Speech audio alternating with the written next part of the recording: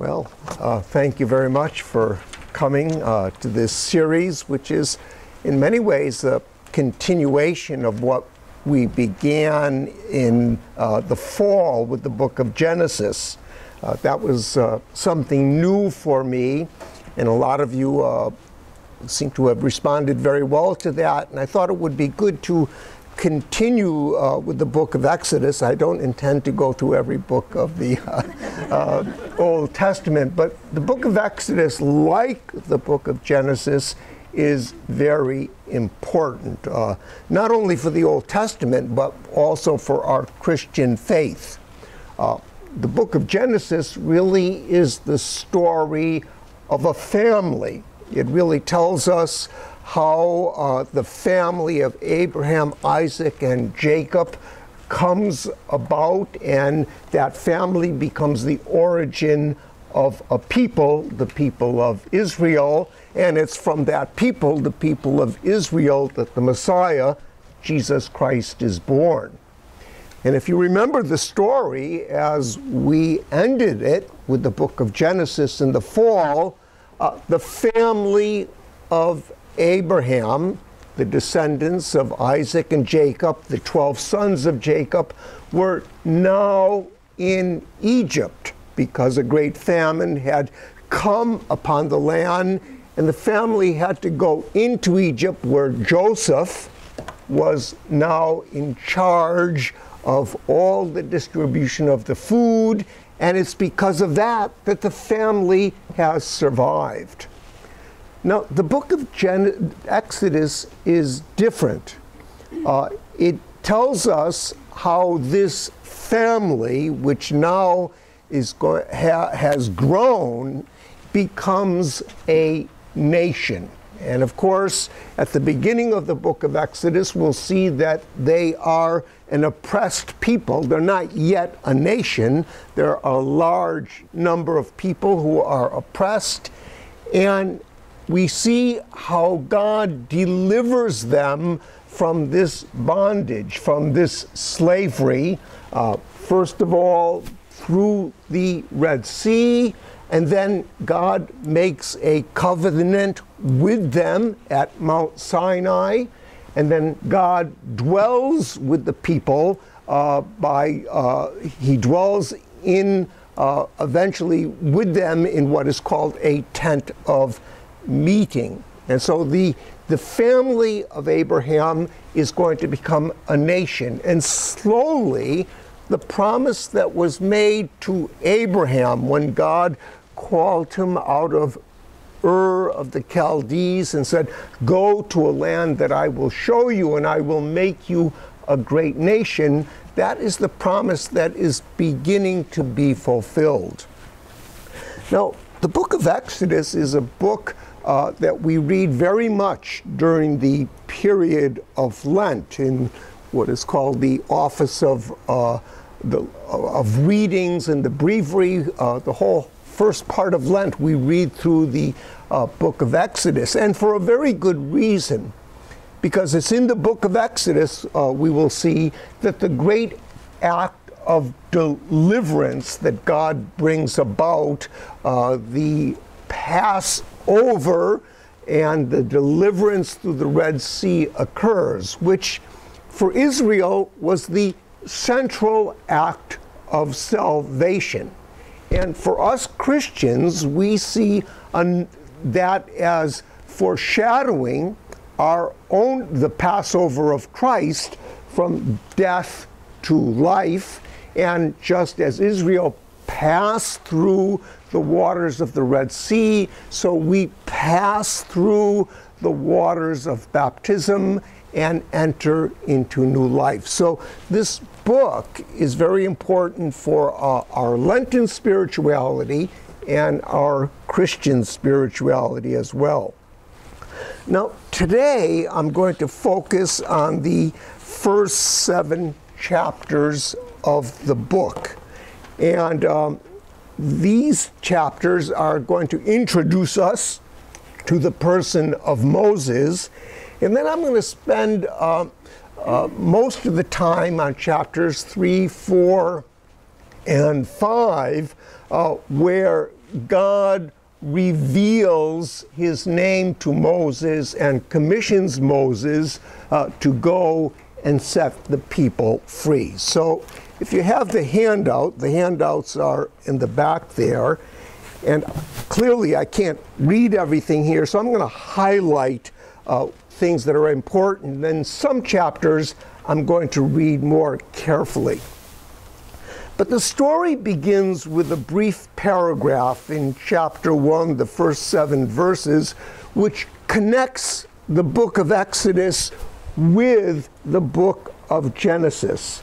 And it begins by listing the names of Jacob's sons, his 12 sons, and noting that those sons eventually died in Egypt, but that their descendants multiplied. So if you look at chapter 1, verse 6, now Joseph and all his brothers and that whole generation died, but the Israelites were fruitful and prolific. They multiplied and became so very numerous that the land was filled with them. Now that's important, because if you remember in the book of Genesis, God promised Abraham that God would make Abraham a great nation, and that's beginning to happen. Abraham's offspring are becoming prolific. But now there is a change of kings, or a change of pharaohs in verse 8. Then a new king who knew nothing of Joseph rose to power in Egypt. He either didn't know or he didn't want to know how Joseph at one time, even though he was a foreigner, saved the Egyptian people from that time of great famine. His only concern is that the people, the Israelite people, might someday turn against his people, the Egyptians. So he says, see, the Israelites have multiplied and become more numerous than we are. Notice how that theme is getting repeated, because it's echoing God's promise to Abraham. Come, let us deal shrewdly with them to stop their increase. Otherwise, in time of war, they too may join our enemies to fight against us and leave the land. Now, you'll notice that 4 things happen in this first chapter. First of all, the first thing that the new king, this Pharaoh, does is to oppress the people by making them, by setting supervisors over them. So accordingly, verse 11, they set up supervisors over the Israelites to oppress them with forced labor. So they're slowly being oppressed. The second step is in verse 13. The oppression turns into slavery, making life bitter for them with hard labor at mortar and brick. But that's not enough. The oppression, the slavery, Pharaoh is still fearful of these people, so he tells the midwives, and their names are Shiphrah and Puah, 2 women, that when a male Hebrew is born, he is to be put to death. But the 2 midwives fear God, not in the sense they're afraid of God, but they reverence God, and they do not listen to what Pharaoh says to them. And when Pharaoh asks, why haven't you followed my orders, they simply say, well, the Hebrew women are stronger than the Egyptian. As soon as we get there, they have already given birth. So the 4th step is that because the people are multiplying so much, that the Pharaoh tells his own people to throw all of the males into the Nile. So at the very beginning, you have this fear on the part of the new king. This leads to oppression, it leads to slavery. First of all, in a kind of private way, he tries to have the midwives do away with the males so that he doesn't have to worry about this people, and eventually it turns into public persecution of the Israelites. Now, we come to the story of Moses, the birth of Moses. And this is in chapter 2. And we're not told the name of his father at first. We simply read that there was a man of the house of Levi married to a Levite woman. Levi was one of the 12 sons of Jacob. And it's important that Moses comes from the tribe of Levi because this is a priestly tribe, and eventually Moses' brother is going to be the first priest among the Israelites. So Moses' mother hides her child for the first 3 months, but can't hide him anymore, so she puts him, in verse 3, in a little papyrus basket, actually a little ark. It's the same word that is used for the ark in the story of Noah. And just as the family of Noah was saved in the ark, little Moses is put in an ark and is saved from being put to death. So Pharaoh's daughter is bathing at the Nile. She sees this papyrus basket. She has her maids go out and get it, and she immediately recognizes it's one of the Hebrew children. In the meantime, Moses' sister is watching to see what happens to her little brother, and she comes up to Pharaoh's daughter and she says, do you want me to find someone to nurse the child for you? And Pharaoh's daughter says yes. And so the child brings the child back to his own mother. And of course, there's tremendous irony here that Pharaoh's own daughter becomes the agent by which Moses, who's going to deliver the people, saves this child. So Pharaoh's daughter is going to eventually adopt Moses into the Egyptian family. Now, when you come to chapter 2, verse 11, a great deal of time has passed because Moses is now a young man. And Moses has, at this point, been raised in the house of Pharaoh. So he's in a kind of funny position. On the one hand, he knows his own kinsmen are the Hebrews, the oppressed people, but on the other hand, he's been living a rather luxurious life within the household of Pharaoh. And on one occasion, he goes out and sees one of his kinsmen, a fellow Hebrew, and he sees an Egyptian striking one of his kinsmen. So what does he do? He strikes the Egyptian down and murders him. Now, the next day, he goes out again, and this time he sees 2 Hebrews struggling with each other, and he intervenes, and he says, "Why are you striking your companion?" And they replied, "Who appointed you as ruler and judge over us?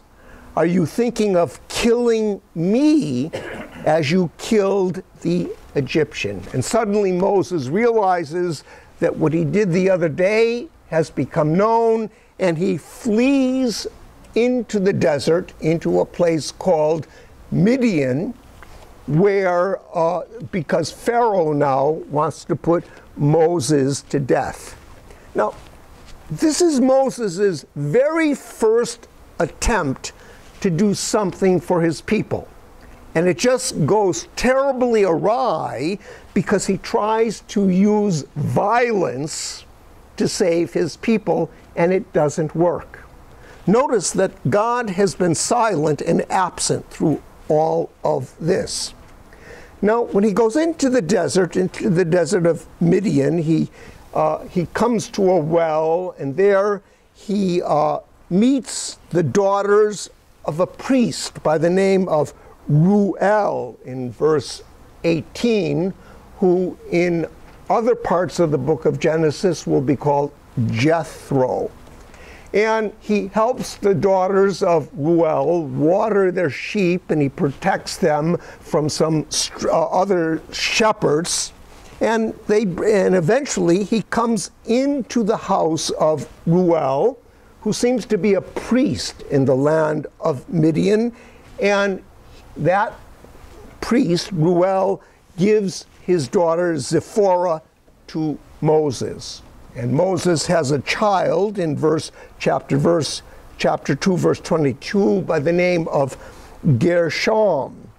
And all these names have a significant meaning. He gives the child that name because it signifies that he, Moses, is a stranger living in a foreign land.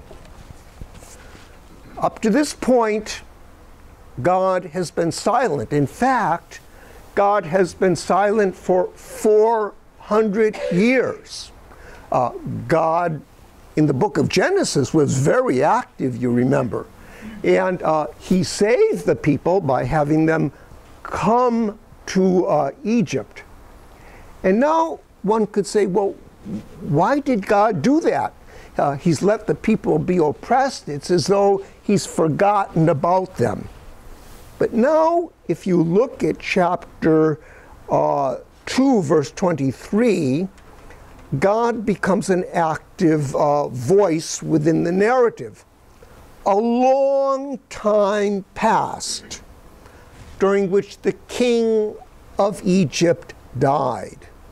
The Israelites groaned under their bondage, and they cried out, and from their bondage their cry for help went up to God. God heard their moaning, and God was mindful of the covenant with Abraham, Isaac, and Jacob. God saw the Israelites, and God knew. It's as though God had almost forgotten them, but once he hears the cry, he said, oh, I had this covenant with Abraham, and it's time to do something about it. Now you will see God will become a much more active character within the narrative.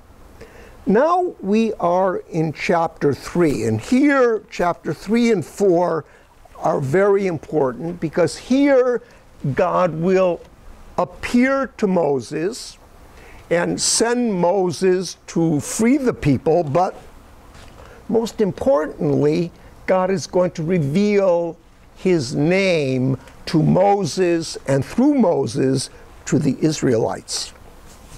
So I'm in chapter 3, and Moses is now still in Midian, and he's simply tending the flock of his father-in-law, who is now given the name Jethro. So sometimes he's called Ruel, other times he's called Jethro, who is a priest of Midian. And he comes to the mountain, Moses comes to the mountain called Horeb. Horeb is Mount Sinai. Sometimes it's called Horeb, sometimes it's called Mount Sinai. And there, the angel of the Lord appeared to him. The angel of the Lord is kind of a substitute for God. He represents the divine presence, and you'll see in this particular episode, suddenly the angel of the Lord will disappear, and Moses will be talking to God. So there the angel of the Lord appeared to Moses as a fire flaming out of a bush. But when Moses looks at the bush, although it's on fire, it is not consumed. And this gets Moses' attention. Why doesn't the bush burn away? And of course, this is a way of explaining who God is. He's like a devouring fire that is never consumed. So Moses has to see this sight. And now I'm in verse 4. And when the Lord, now notice in most of your Bibles, Lord is in small caps, because as I told you in the fall, in back of that is the name of God, Yahweh. And the Jewish people would never say that name, so they put Lord there. And even in Christian Bibles, out of respect for that, they put Lord. But I'm going to use the word Yahweh when it occurs. And when Yahweh saw that he, Moses, turned aside to look, God called out to him from the bush. And he says, Moses, Moses. And Moses says, here I am. God warns him not to come near, to remove his sandals, because he's standing on holy ground. And now we have a first revelation to Moses. I am the God of your father, the God of Abraham, the God of Isaac, the God of Jacob. And Moses hid his face, for he was afraid to look at God.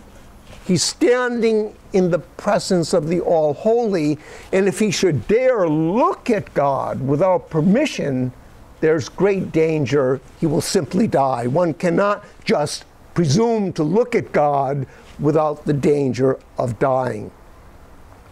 God now explains to Moses why he has appeared to him. He says, I've witnessed the affliction of my people in Egypt. I've heard their cry against the taskmasters. Therefore, I have come down to lead them from this land into a good and spacious land. So, at one point, God brought the family of Abraham, Isaac, and Jacob into Egypt to save them from the famine. Now, God is going to lead them out of Egypt back to the land he promised to Abraham, Isaac, and Jacob.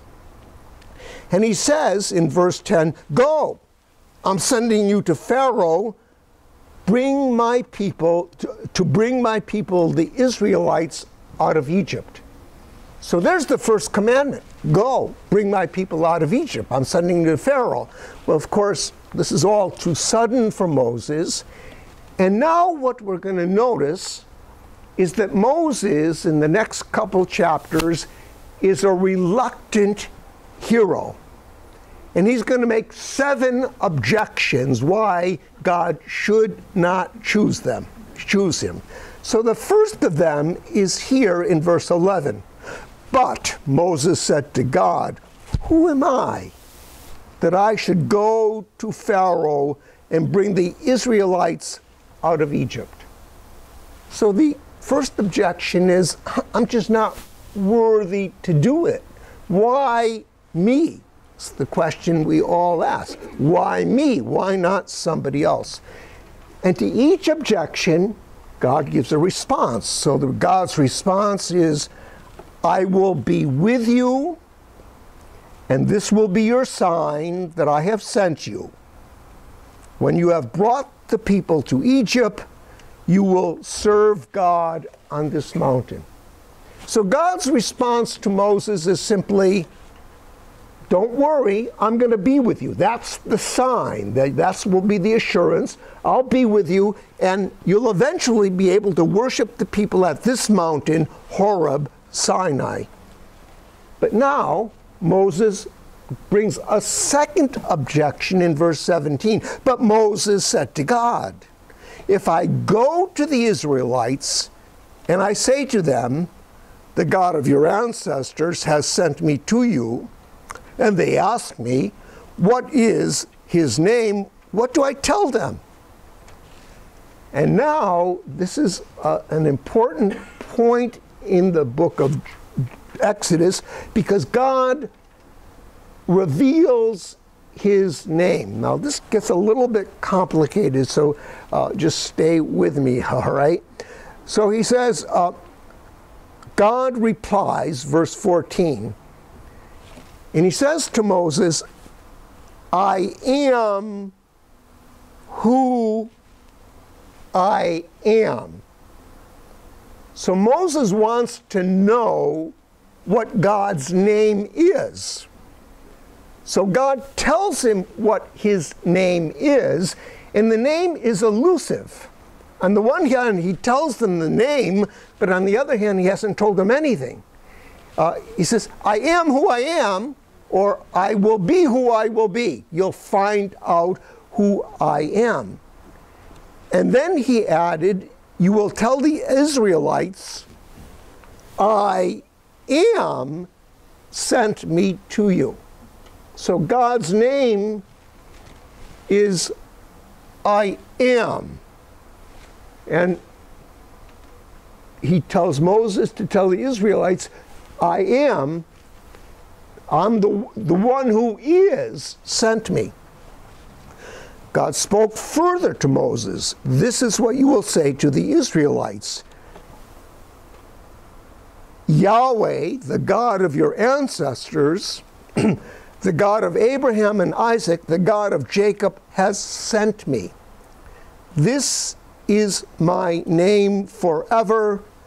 This is my title for all generations. Now, I'm going to tell you maybe more than you want to know. I don't know. But in the Hebrew, it's this. It says, Eya Asher Eya. I am who I am. Or I will be who I am. Okay? The last part is especially interesting. I will be who I will be. You'll find out who I am by what I do. So he says to Moses, my name is Asher, I am. Eya, I am. But when Moses goes to the people, he doesn't say, I am sent me. He says, he is the one who is sent me, and that is Yahweh. It's the third person singular. So this name that is so holy to the Jewish people, and to us, really, Yahweh, basically means, it's really the third person singular of the verb to be. He is. He is. Now, on the one hand, you say, what's that all about? But on the other hand, it's about everything. He is the ground of all existence.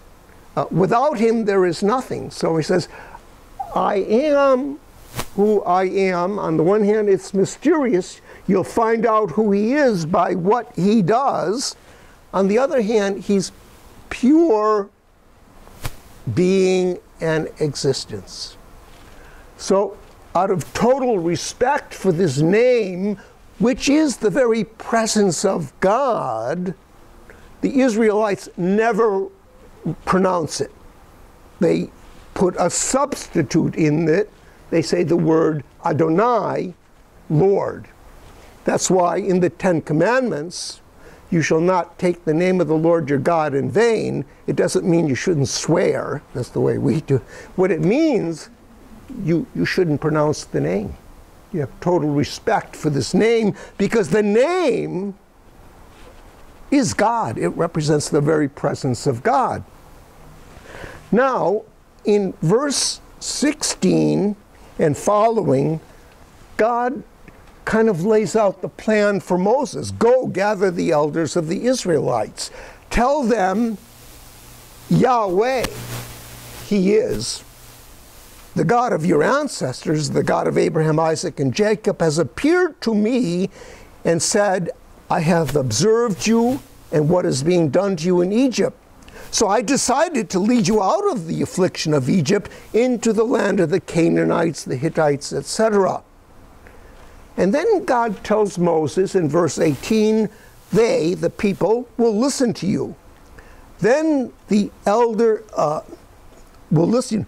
The Lord, then you and the elders of Israel will go to the king of Egypt, and you'll say to him, Yahweh, he is, the God of the Hebrews, has come to meet us. So now let us go 3 days' journey into the wilderness to offer sacrifice to Yahweh, he is our God.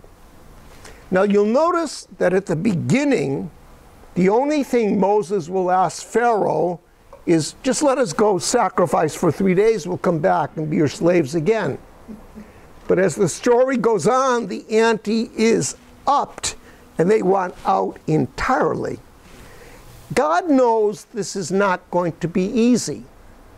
And God says in verse 19, yet I know that the king of Egypt will not allow you to go unless his hand is forced. And it won't be Moses who'll force the hand, it'll be God himself. So I will stretch out my hand. Notice Moses' Pharaoh's hand, God's hand. I'll stretch out my hand and strike Egypt with all the wondrous deeds I will do in its midst. After that, he will let you go. And I will even make the Egyptians so well disposed toward this people that when you go, you will not go empty-handed. Every woman will ask her neighbor and resident alien in her house for silver and gold articles and the clothing, and you will put them on your sons and daughters so that you will plunder the Egyptians. Now, let me tell you what's going on here, because these themes are going to come back again and again. First of all is the theme of the hardness of Pharaoh's heart. We'll talk a lot about this next week. God already foresees that Pharaoh's heart will be hardened against the people, and he won't let the people go. So what will God do?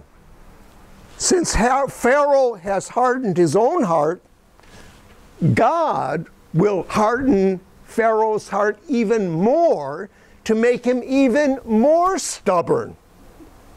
So that eventually Pharaoh, by the end of the 10 plagues that we'll talk about next week, will be a totally broken man. It starts with the hardness of his own heart, and because it is hardened, God hardens it further so that even when he wants to let the people go, he doesn't.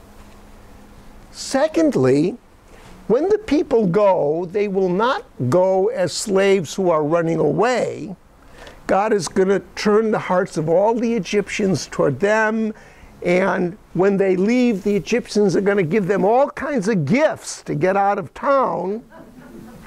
And in doing that, Israel will in fact plunder, as though they were an army, their former captives.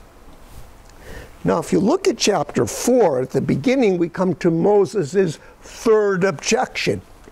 But objected Moses, suppose they don't believe me or listen to me, for they may say, Yahweh did not appear to you. And Yahweh said to him, what's in your hand? And Moses replies, a staff. God said, throw it on the ground. He throws it on the ground, and it becomes a snake. And Moses backs off. And God says, now stretch out your hand and take it by the tail, and it suddenly becomes a staff once more. If you saw the 10 Commandments by Cecil B. DeMille, you remember that scene, all right? So this is going to be a first proof to the people that God spoke to them. And then God says, well, if they don't believe that, here's another sign you can work. put your hand into your garment. Moses does it. He takes it out, and it's white as though with leprosy. Put it back in, and his hand is cured once more. And then God says to them in verse 9, and if they don't believe those two things and don't listen to you, take some water from the Nile, throw it on the ground, and it'll turn into blood. So there's three things that Moses can do if the people don't believe him. In fact, he doesn't have to do that because, as we'll see in a moment, the people seem to believe him readily. But Moses is still not ready to be a hero. He's not a hero. He's not a natural-born hero. And so if you come to verse 10, you have a fourth objection on the part of Moses. However, Moses said to Yahweh, if you please, my Lord, I have never been an eloquent speaker, neither in the past nor now that you have spoken to your servant. But I'm slow of speech and tongue. Yahweh says to him, who gives one person speech? Who makes another mute or deaf, seeing or blind? Is it not I, Yahweh? Now go. I will assist you in speaking and teach you what you are to say. So Moses objects, I'm not a good speaker. God says, don't worry, I'll teach you what to say. This still doesn't convince Moses. And now in verse 13, you have a fifth objection. But he said, if you please, my Lord, send someone else. He doesn't really. So we think of Moses as this powerful figure, and by the end of the book of Genesis, he will be a powerful figure, but he's a totally reluctant hero. Now, God has run out of patience, and God becomes angry with Moses and says, I know that your brother Aaron, the Levite, is a good speaker. Even now, he's on his way to meet you. When he sees you, he'll be glad. You will speak to him and put words in his mouth. I will assist both of you in speaking and teach you what you are to do. He will speak to the people for you. He will be your spokesman. You will be God to him. So just as God chooses a prophet to speak for God, so God says to Moses, you can't speak, don't worry. Aaron is a better speaker. You'll be like God to Moses. You'll tell him what to say, and he'll say it. So Aaron is going to be the spokesman. At this point, Moses doesn't have any more objections, but eventually have two more, okay? But he doesn't at this point. So he's going to return to Egypt. And he tells his father-in-law Jethro that God has appeared to him, and Jethro in verse 18 says, go in peace. And then a very strange episode occurs, an episode that even the biblical scholars find very difficult to make sense of. First of all, before I get to that episode, let me look at verse 21. The Lord says to Moses, on your return to Egypt, see that you perform before Pharaoh the wonders I have put in your power. So there are going to be lots of things Moses will be able to do because God empowers him. But I will harden his heart. So again, that theme of hardening. And he will not let the people go. Now, why does God harden Pharaoh's heart? Because he wants the Egyptians as well as Pharaoh to eventually acknowledge that he, God, Yahweh, is God, who is supreme. So you're going to say to Pharaoh, thus says the Lord, Israel is my son, my firstborn. I said to you, to Pharaoh, let my son Israel go, that he, Israel, may serve me.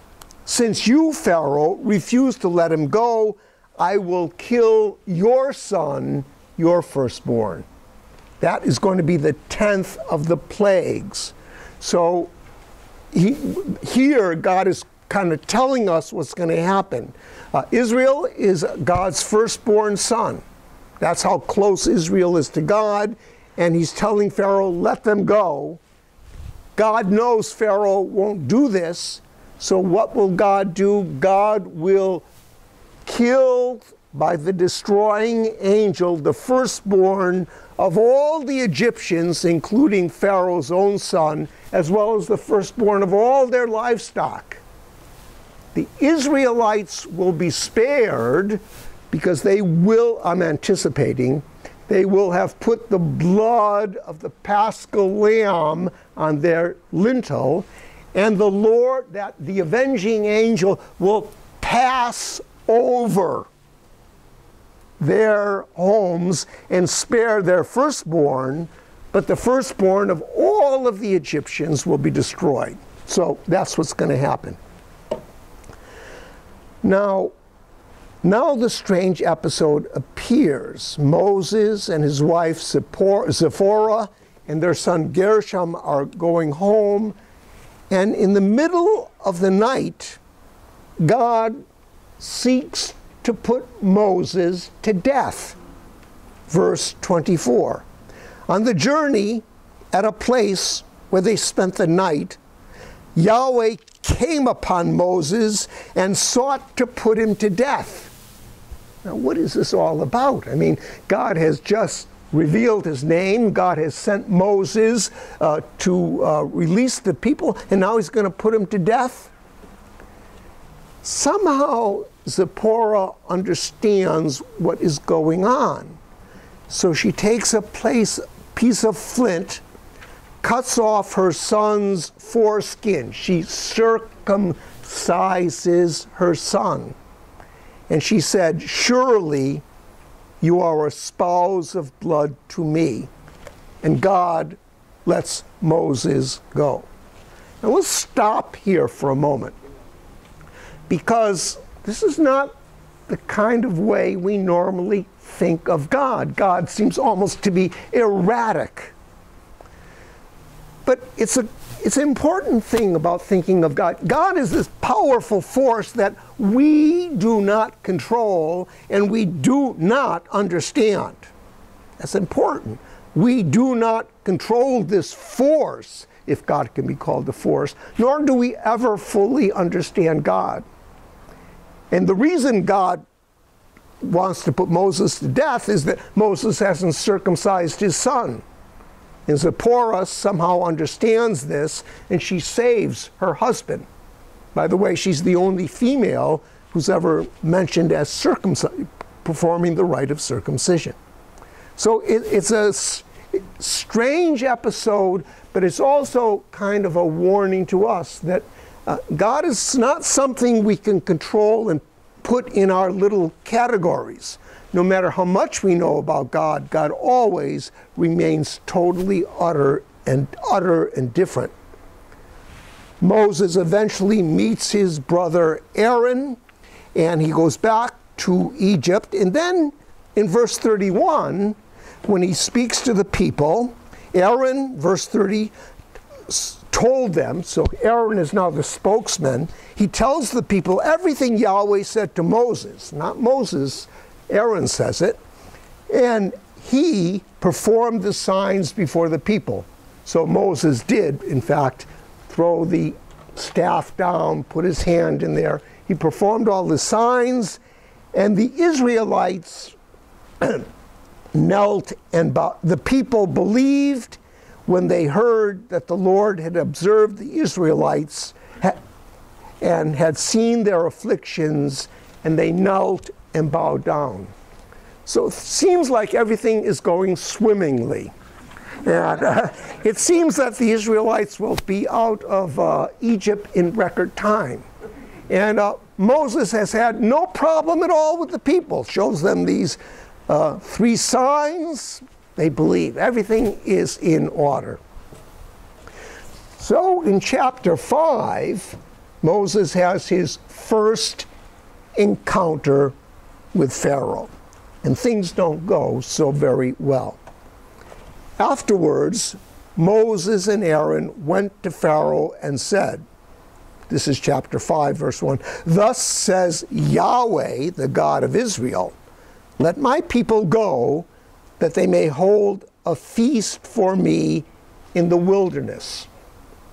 So that's all they want to do. They don't want to leave Egypt. They simply just want to go out, celebrate a feast, and they'll come back and work.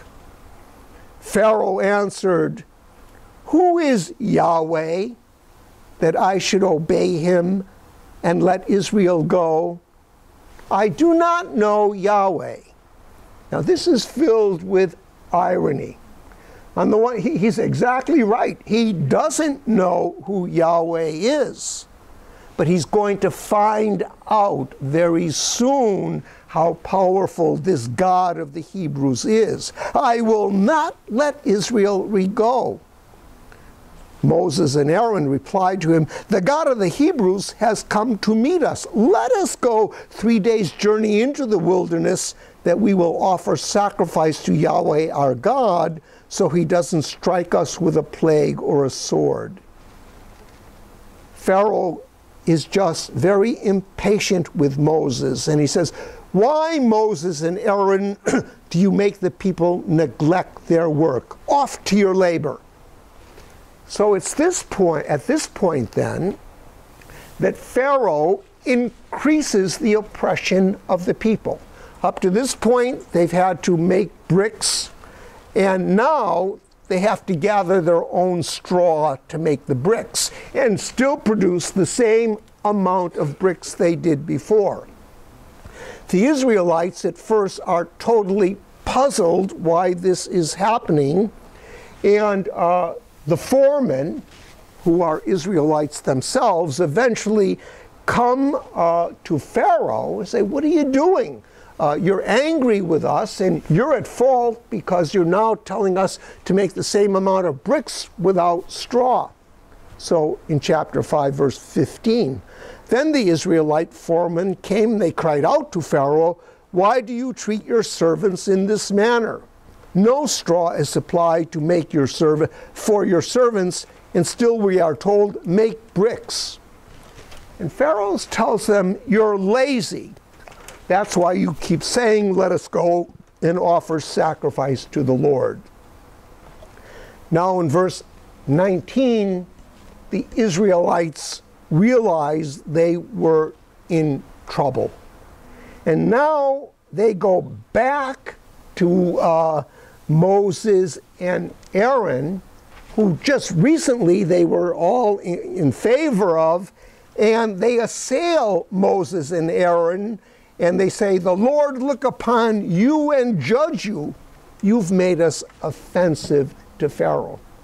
So everything has fallen awry. The people now have turned very quickly against Moses. It didn't take much time at all.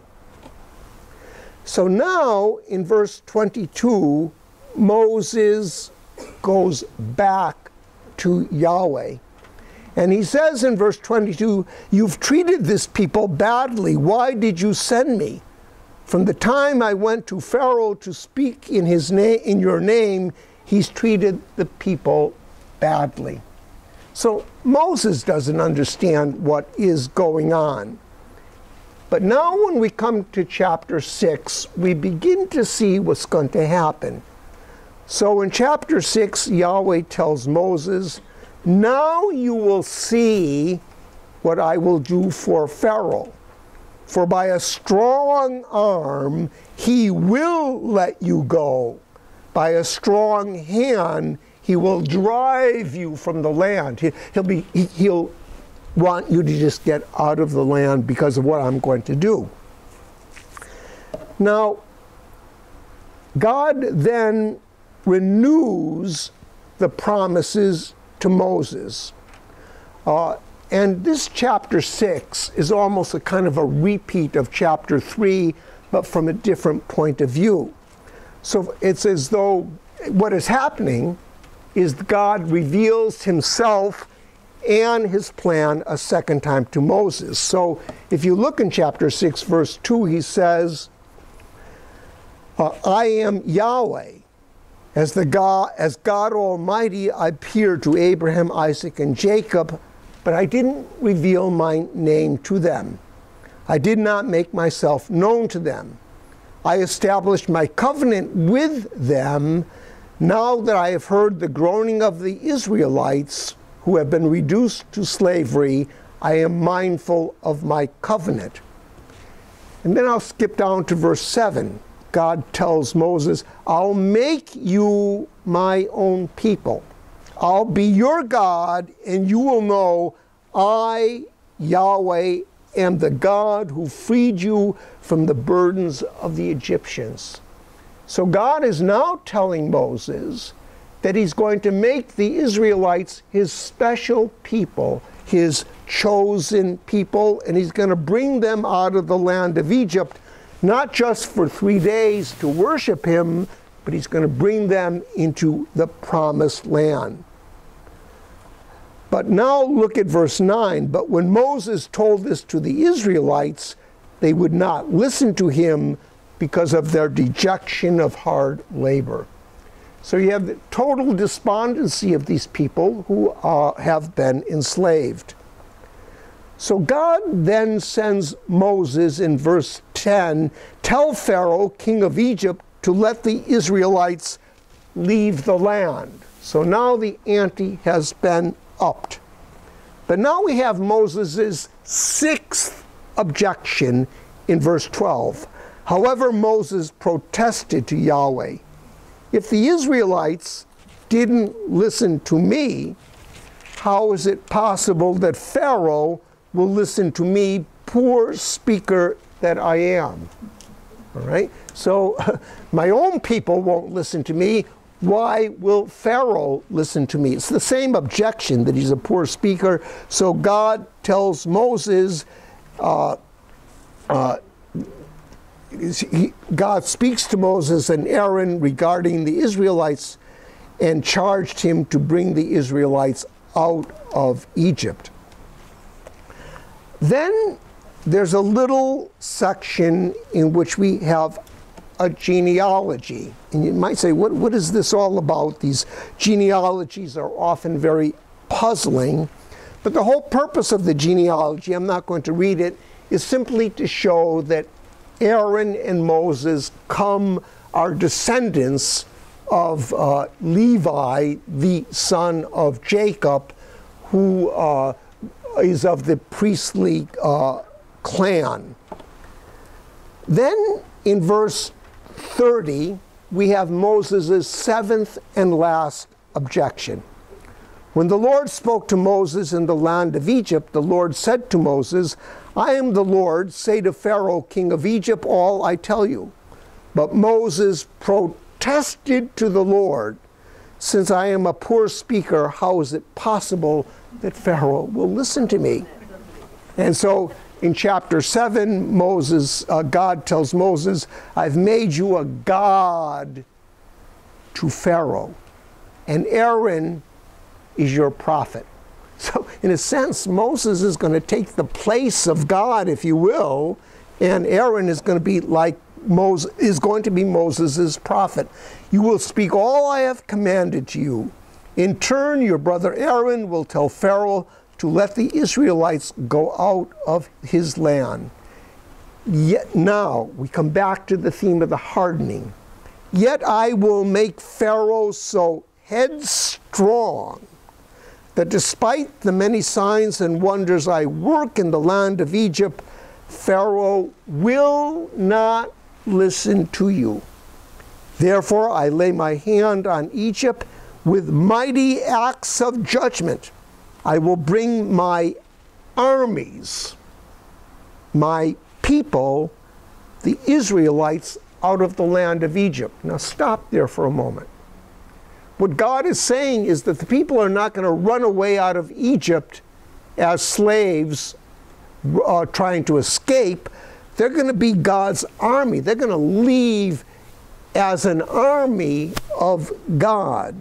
And all the Egyptians will know I am Yahweh when I stretch out my hand against Egypt and bring the Israelites out of their midst. So the whole purpose of what we're going to see next week with the 10 plagues and God constantly hardening the heart of Pharaoh, which is already hardened, is to let Pharaoh know who Yahweh is. Remember, he says, I don't know who Yahweh is. He'll find out who Yahweh is, but not only Pharaoh, all the Egyptians will eventually realize who the God of the Hebrews is. And now verse 6, and then this is what Moses and Aaron did. They did exactly as Yahweh commanded them. Here's hope for all of us.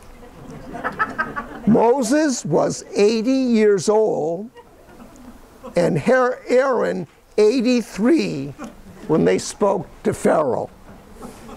So those of you who are not yet octogenarians, you still have lots of things you can do. You see how God has, Moses is still not, he'll be a much more powerful figure next week, but he's a totally reluctant hero.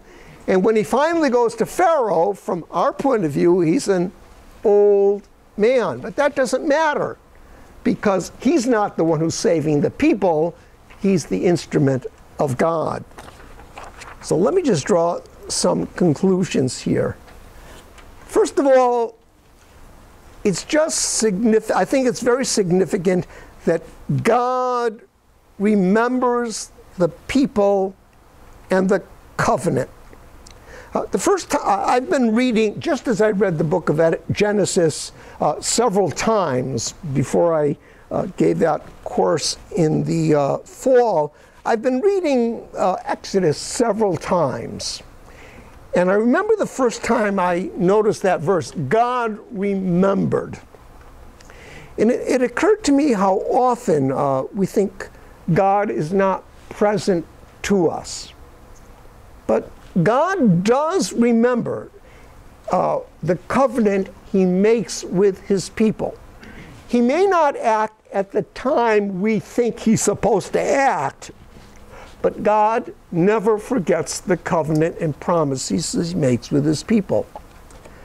Secondly, it will become abundantly clear that as powerful as Moses is, the work of salvation is going to be God's work. It's not the work of Aaron and Moses. It's the work of God. And again, that's very important for us. The work of salvation is never our work. We cooperate with what God does, but ultimately the work of salvation is always God's work.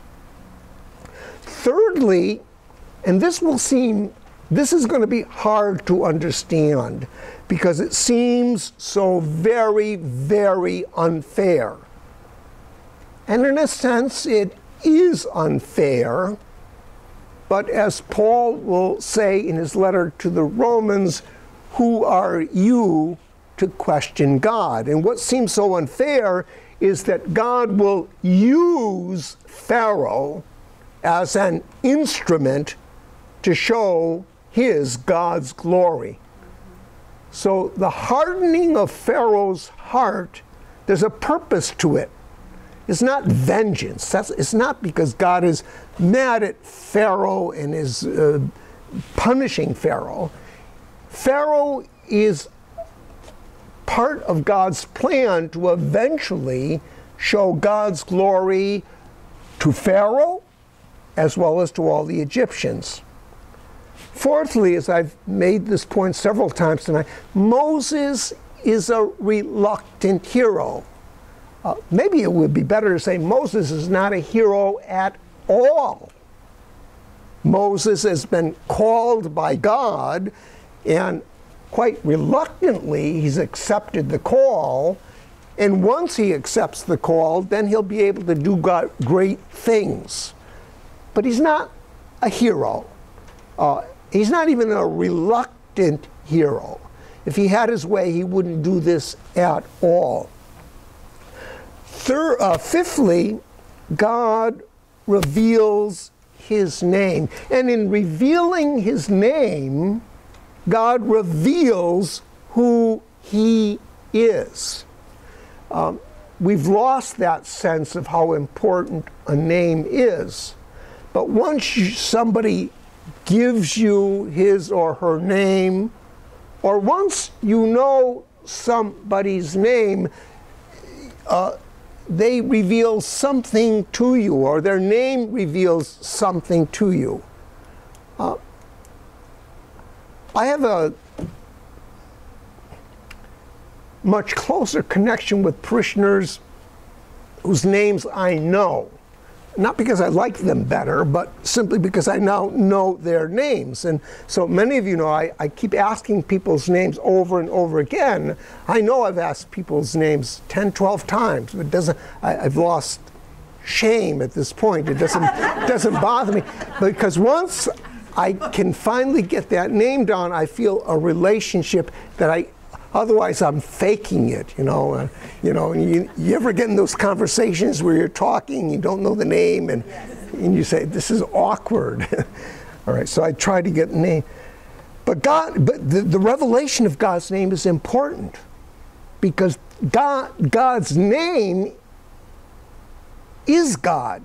That's why in the Our Father, hallowed be thy name. It's not we who hallow the name. We're asking God to make his name holy. The revelation of the name is important. So Jesus reveals that God's name is his Father, okay?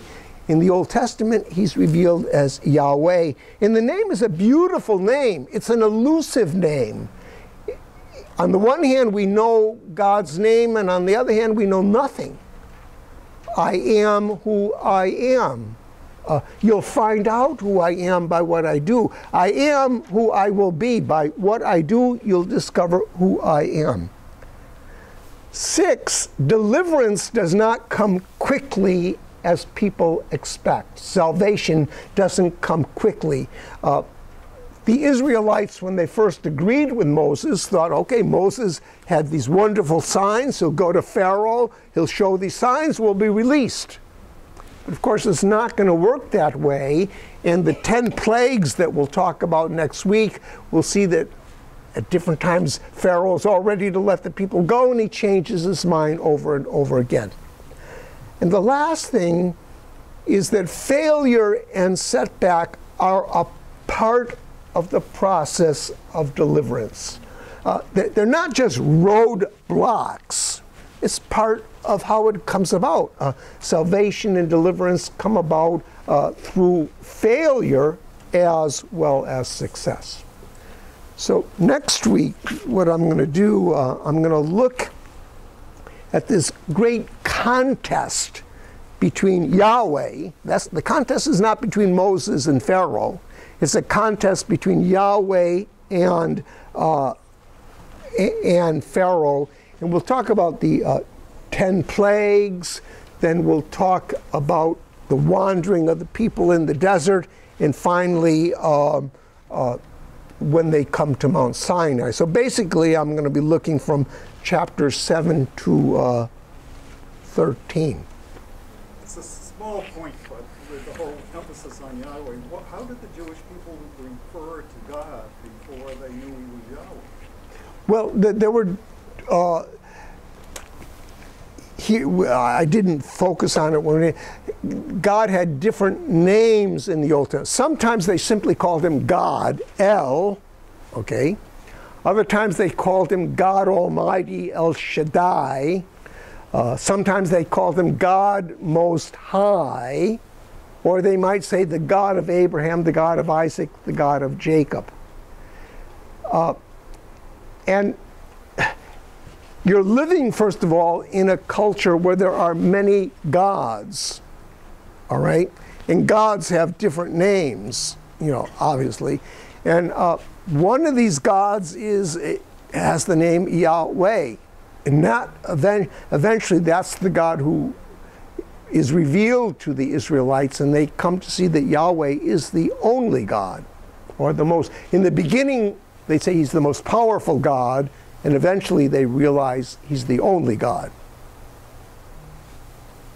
This is a very strange question. Okay. Along these 7 chapters, why here Yahweh threatened murder or pestilence in order to have his people, have Moses believe him? I mean, I think I heard that.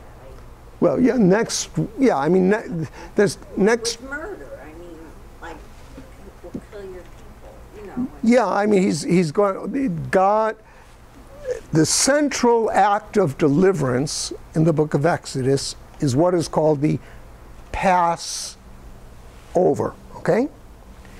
And the Passover occurs, it's the 10th plague, and on that night, God sends out his avenging angel, who strikes down the firstborn, not only of humans, but of the livestock of all the Egyptians.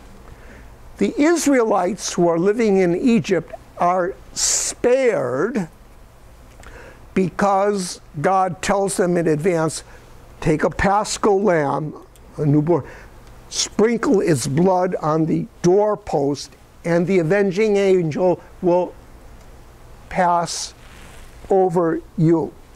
So that's the first act of deliverance. And then the people pass through the waters of the Red Sea, and the Egyptians are drowned. Now, this concept of the Passover becomes very important for us as Christians because we pass over with Christ from death to life, and Christ becomes our paschal lamb that enables us to pass from death to life. There is going to be a lot of violence in the chapters that follow.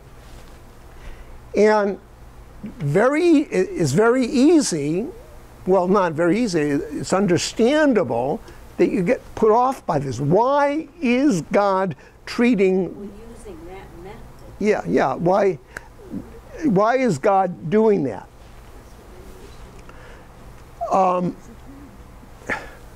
And I can't give you a simple answer that's going to do the whole thing. You know, just say, okay, and all of a sudden you get it. First of all, it'll be important to realize that these are stories that were written almost 3,000 years ago in a very different culture, a very violent culture. Also, a very different understanding of God. And God is going to use these punishments, these plagues that we'll talk about next week, and he's going to use them to manifest his glory, which is to say who he is. Through these things, Pharaoh is going to be forced to acknowledge, and he will acknowledge, Yahweh is God. I am not God. You see, at this point, Pharaoh is acting like God by oppressing the people. So the contest is, who really is God? Are you God, Pharaoh, who are oppressing my firstborn, or am I God? And Pharaoh will harden his heart again and again against God, but eventually, because of these plagues, which get worse and worse, Pharaoh is going to have to say, no, I'm not God. Yahweh is God. Leave. It's the persuasion of us all. Yeah. And again, you know, you can't take everything as an historic. This is not a history book story. This is a religious story that is trying to say something about God. And I think what it says about God is really quite sophisticated. So when I read these stories, I'm not reading a history book. I'm reading them as stories that are rooted in history. What actually happened, I have no idea. They're rooted in history, but the purpose of the story now is not to give me a history lesson, but to teach me something about God. So I learn who God is, his name. I am who I will be. And I realize that God is totally other. Tom? But don't they, the stories have to be taken in the context of the history, right? Right. So at the time, the pharaohs did think they were God. Right. And they were the most powerful people in the entire culture. Mm-hmm. So this is this God of these oppressed people. It's like if the migrant farm workers rose up today and went against the government of the United States. That's right. And they said, look, we have this God and he's more powerful than anything. And isn't that really the point? I think that's exactly the point. I think that is exactly the point. Pharaoh sets himself up as God, and God, through what we'll see next week, will show that Pharaoh is not God, that he is God. Your point about the migrant workers, that you understand why the book of Exodus is so important to oppressed people, African Americans, enslaved people, migrants, because it speaks exactly to their situation, because they read it from the point of view of people who are oppressed. Now, other people who are not oppressed or who might actually be oppressing would find this a very difficult book to read and understand, although they should read it, obviously. But this book is always, and of course so many African American spirituals, they're about this story here. This is the great story of salvation in the Old Testament. It's a story of from slavery to freedom into the promised land. And what do we as Christians do? We say the same salvation occurs to us, but it's now freedom from the slavery of sin into a new life of grace and resurrection. And we take also the theme of the Passover, which plays a central role, for example, in Holy Thursday. So, I mean, this is the root of a lot of Christian spirituality. Not a lot of it. It's at the root of what we do. Yes, Marcia. Mm-hmm. Well, not necessarily. He wasn't Egyptian. He was he was a nomadic people in the Sinai. Belonged to a nomadic people in the Sinai Peninsula, land of Midian. So he's called a priest of Midian. So I've always wondered, could we see Zipporah as sort of the opposite of Pharaoh, a person who did not know God, Mm-hmm. but somehow, unlike Pharaoh, had a heart open to God's ways, and that she could, at that moment when God is threatening to kill Moses, somehow her heart was open to God's ways, and even though she didn't know him, she responded. Yeah, she's a remarkable woman because, first of all, she's not a Hebrew, you know, and somehow she intuitively knows what to do. As a matter of fact, women play a very important role here. The two midwives, if it weren't for them, Moses would have been put to death. Pharaoh's daughter, if it wasn't for her, Moses wouldn't have been saved. Zipporah, if it wasn't for her, Moses would have been. You think there are 4 women who have, at his mother, and then his sister, 6 women who save him at different times in his life. So women play a very important role here. They're in the background, but when you think of it, the story wouldn't go on if they weren't there. Father, why would Pharaoh allow his daughter to raise Moses as her son? Because the daughter has deceived him. Oh, okay.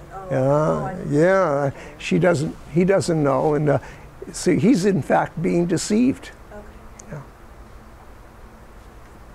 I was just wondering, where do you think when you said God sent Aaron to Moses. Where do you think Aaron's coming from? Is he coming from the land of Goshen? Well, he's coming. Yeah, he's coming from Moses, where Moses had lived. You know, Moses. Oh, he's coming from the land of Canaan. Yeah, for the Egyptians. But we already know the Hebrews were enslaved. Right. So how is Aaron leaving the Egyptians? Or had he already left? I don't know if it's important. No, I mean, again, it's one of